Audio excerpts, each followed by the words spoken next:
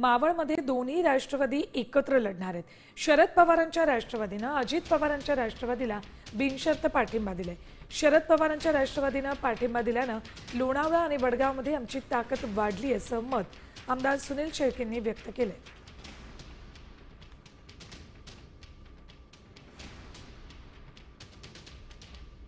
चर्चा आमची चालू होती आणि आम्हाला कालच गणेशजी खांडगे यांनी एक पत्र दिलं वडगाव शहर अध्यक्षाला आणि लोणावळा शहर अध्यक्षाला की आम्हाला या ठिकाणी स्थानिक स्वराज्य संस्थेच्या निवडणुकीमध्ये पाठिंबा द्यावा।